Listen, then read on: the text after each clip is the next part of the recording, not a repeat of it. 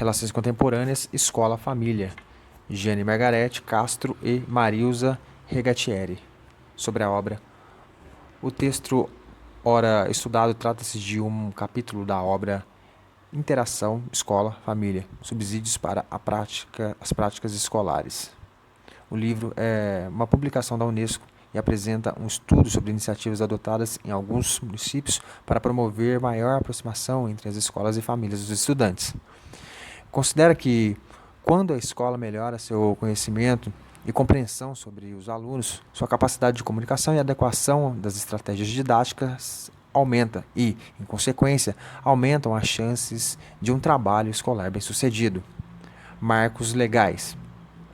Ao longo das últimas décadas, a criança foi sendo deslocada da periferia para o centro da família e dos processos educativos.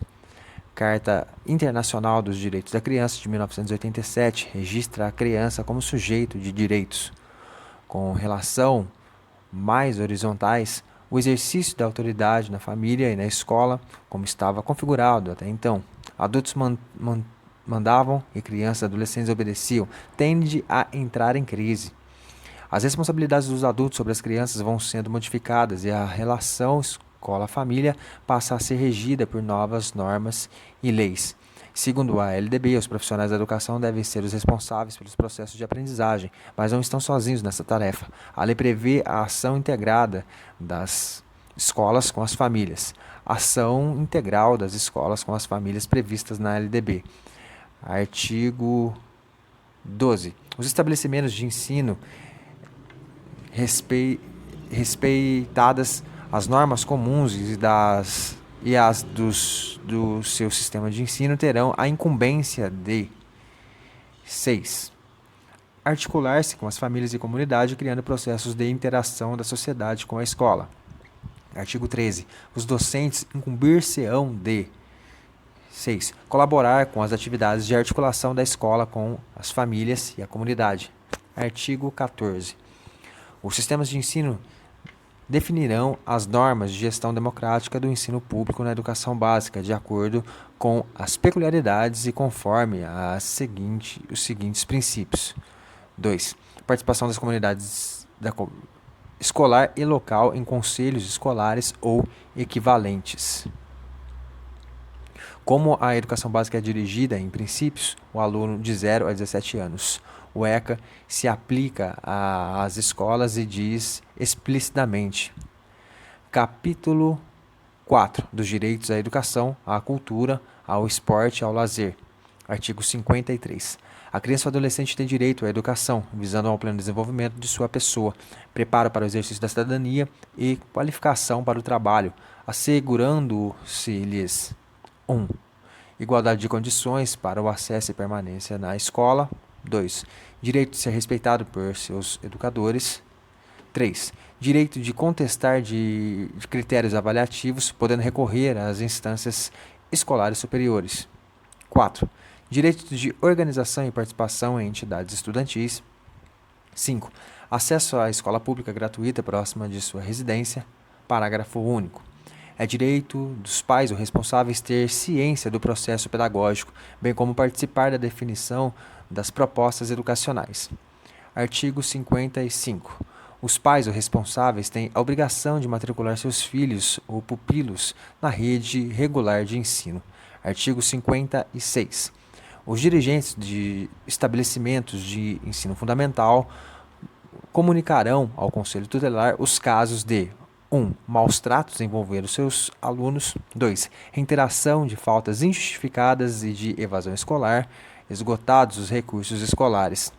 3. Elevados níveis de repetência. ECA e LDB. Direito à educação das crianças e dos adolescentes deve contar com a ação integrada dos agentes escolares e pais ou responsáveis. Como a escola é o espaço onde há maior contato com esses sujeitos, incumbe a ela papel fundamental na realização do direito da criança e do adolescente à educação. Novos atores, como o Conselho Tutelar, órgão permanente, autônomo, não jurisdicional, e o Ministério Público, passam a ser interlocutores dos agentes educacionais e da família. Essas mediações afetam o equilíbrio das relações de poder dentro das escolas, das famílias e entre escolas e famílias. Conflitos antes tratados na esfera privada ganham os holofotes e os rigores da esfera pública. O Plano de Metas, Compromisso Todos pela Educação, formalizado pelo Decreto número 6.094, de 24 de 4 de 2007, reforça a importância da participação das famílias e da comunidade na busca da melhoria da qualidade da educação básica. Segundo ele, incumbe aos gestores e profissionais da educação. Diretrizes do Plano de Metas. 19. Divulgar na escola e na comunidade os dados relativos à área da educação, com ênfase nos índices de desenvolvimento da educação básica, IDEB, referido no artigo 3. 20. Acompanhar e avaliar, com participação da comunidade e do Conselho de Educação, as políticas públicas na área de educação e garantir condições, sobretudo institucionais, de continuidade das ações efetivas, preservando a memória daquelas realizadas. 21. Zelar pela transparência da gestão pública na área da educação, garantindo o funcionamento efetivo, autônomo e articulado dos conselhos de controle social. 24. Integrar os programas da área da educação com os de outras áreas como saúde, esporte, assistência social, cultura, entre outros, com vista ao fornecimento da identidade do educando com sua escola. 25. Fomentar e apoiar os conselhos escolares, envolvendo as famílias dos educandos com as atribuições, dentre outras, de zelar pela manutenção da escola e pelo monitoramento das ações e consecução das metas do compromisso.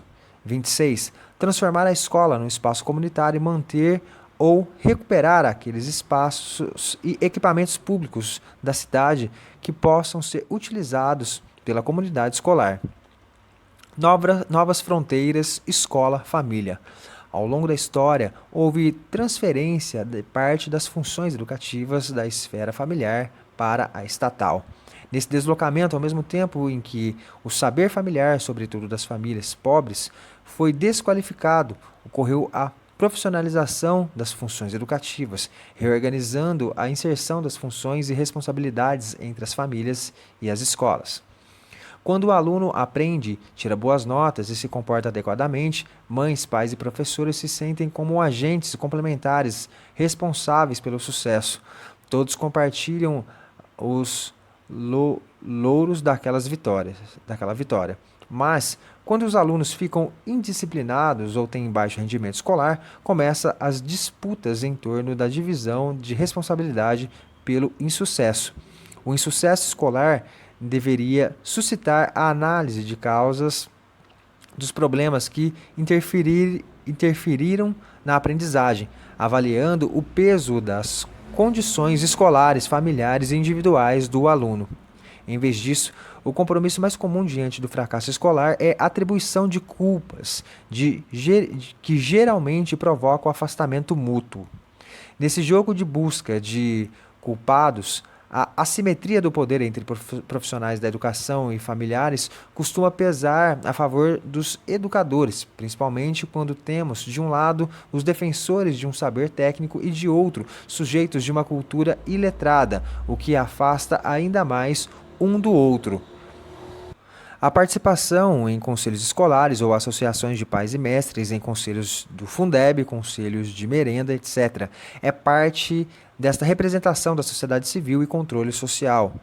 Essa dupla função, representante do filho e representante da comunidade, torna mais complexa a delimitação dos lugares reservados aos pais na escola, mas abre possibilidades importantes de exercício democrático que pode beneficiar a todos. É importante identificar e negociar em cada contexto os papéis que vão ser desempenhados e as responsabilidades específicas entre escolas e famílias. Por exemplo, dividir com os pais a tarefa de ensinar quando o educador envia trabalhos para serem feitos em casa pode não ser eficaz num contexto em que os pais não têm escolaridade. Por isso, da mesma forma como procura diagnosticar as dificuldades pedagógicas dos alunos para atendê-los de acordo com suas necessidades individuais, a escola deve identificar as condições de cada família, para então negociar, de acordo com seus limites e possibilidades, a melhor forma de ação conjunta.